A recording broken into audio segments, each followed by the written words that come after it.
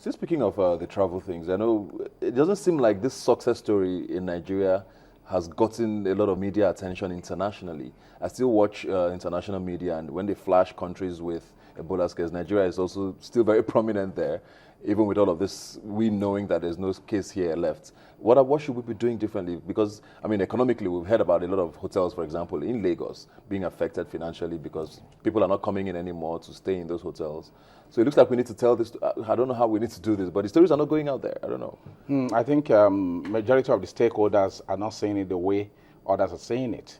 For US and some international bodies, WHO, we have seen signal commending Nigerian for tackling the diseases, and these are on papers. Media has been working on that.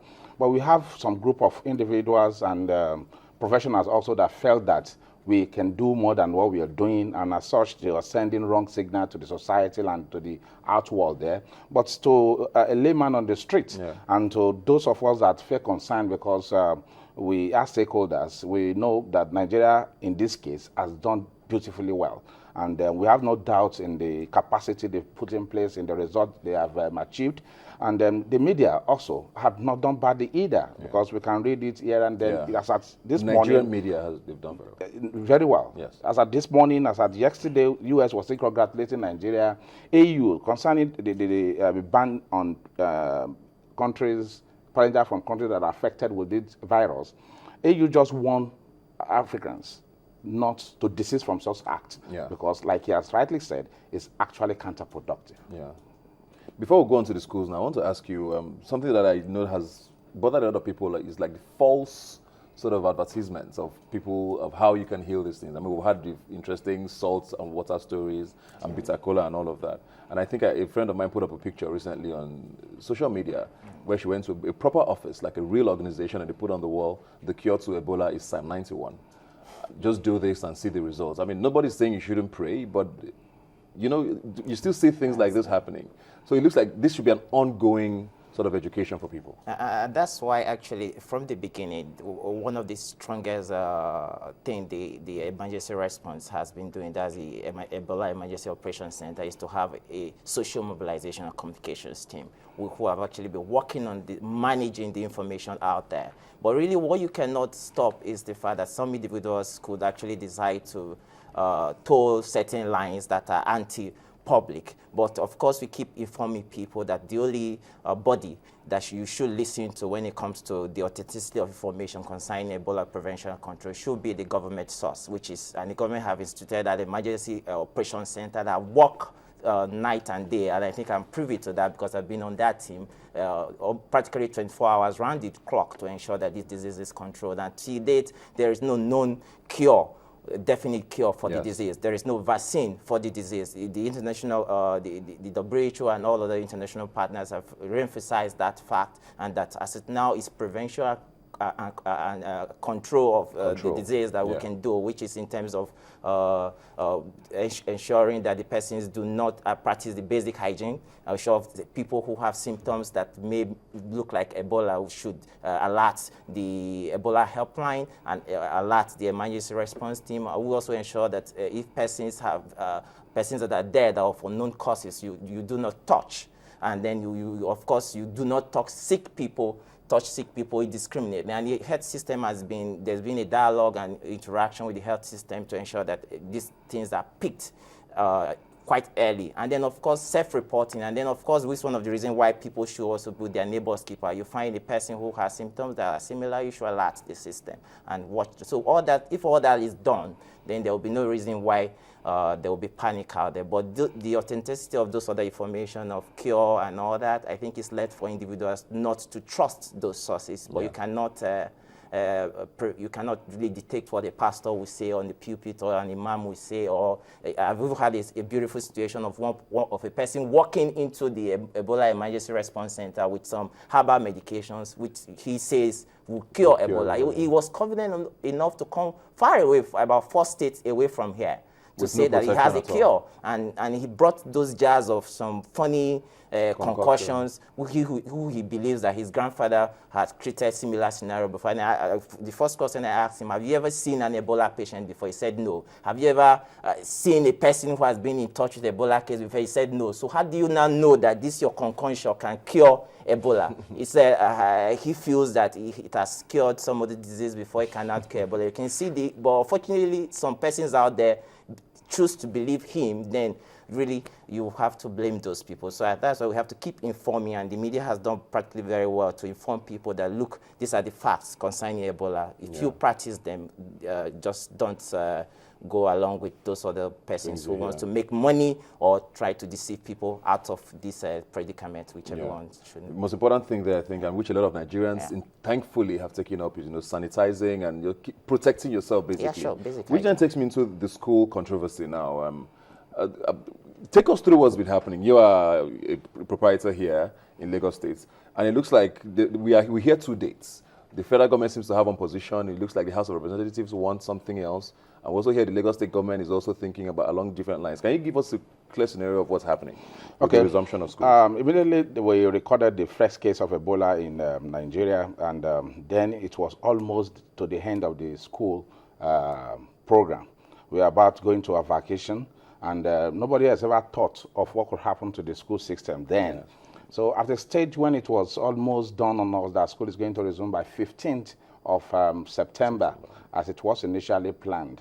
So it was then stakeholders meet under the leadership of the Minister of Education, alongside with other Commissioner for Education, and among other sets of people. And it was arrived there that for now, the course is not clear for students to return to school. And 4 weeks extension was agreed upon, and it was shifted to October 13.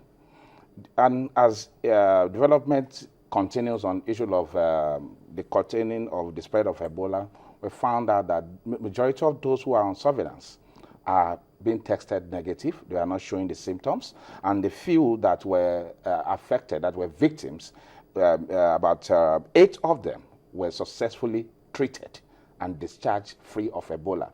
And we lost 5 in Lagos, we lost 2. And ever since then, we have been able to contain victims. And as we speak today, reports from reliable source, from those who are in charge of the quarantine centers, from the Minister of Health himself, have told us that Nigeria has no Ebola case recently in Nigeria, apart from those who are on surveillance. The governor of Lagos State also corroborated that by saying that the last set of those people that are under surveillance will finish up their incubation period by next week, Thursday. Obviously, it will call 21st day then. Yes. So after next week, Thursday, then we can be clear sure that Lagos in particular is being cleared of not either surveillance or infected person. It is based on all these premises that stakeholders came back on the table again and felt that school should reopen. There is no need keeping the children at home because we felt that the children themselves need to be informed. School is a place where you give students knowledge, not ignorance. Keeping them out of school, the children themselves need to be informed, sensitized about preventive measures to be put in place to take care of this. Their parents also need to be informed. So the Honorable Ministers of Health directed that 2 staff from both public and private schools should be sent for a training, a special training on how to handle emergency. Okay. This summer are not only Ebola issues, but any other infectious diseases that may happen within school system. And this was done in Lagos State and many other states where teachers were called together and training were given to people on what to do. As part of our own social responsibility in our association, we went ahead and ensured that we created a flyer full of information on how for school proprietors. For school proprietors and teachers and parents. In fact, as a matter of fact, we went within the neighborhood of many of our schools with a megaphone to inform the people about what they need to know about Ebola, the myth and the fact. Okay. In fact, one of the slogans we adapted from one of the popular groups is that we should stop spreading the fear, we should spread the fact. Okay? Aside this, individual schools also have been instructed to adapt what the association has come up with, which we call a risk assessment management plan, on what to put in place step by step in school, what to be done. Starting from the entrance of the gate, we expect that individual schools should arm their security guard with this infrared non-contact thermometer, where students, visitors, teachers could confirm temperature. And we are aware that any temperature above 38.5, such person should be disallowed to gain access to the school compound. Aside this, either your temperature is normal on 38 degrees centigrade, you also need to pass through some cleansing when you get into the school compound, right from the gate. We have running tap being put in place under a wash hand basin, and the steps, about 8 steps on how to do a thorough hand washing properly, were also put by the gate so that people can wash their hand thoroughly and devoid of just rushing in the name of washing hand. Aside this, we also know that sanitizer might not be as effective as hand washing, okay? But we're saying that with experts that we collaborated with during our training, that there are pocket sanitizer and sanitizer that has alcohol content above 50% could be as good as keeping this virus out of our environment. School also has been asked to fumigate and disinfect their schools with chloride. Okay, and if you go to an average school today, you will see majority of this in place. In a situation whereby school could not afford a majority of these wash hand basin and all that, a little bucket that will not cost more than 500 naira to purchase one is also can be adapted. Then you get a little tap before it. As a picture, I don't have a copy here. We have done one for some of our members. And this can be put on top of an iron on top of a table. Then another one underneath where hand can be washed thoroughly in it can be adapted. So professionals have told us what to do. We have also listened, we have researched, and we've known what to do. We are only calling on the society and parents to listen to people in authority. Government are giving directive that school should resume by 22nd. And even if school resume on the 13th of October, proprietor has no issue with that. Whenever school resume, we don't have issue. But the truth must be said, the fact must be spread. People should not create more fear that can lead to more death more than the issue of Ebola disease itself. I know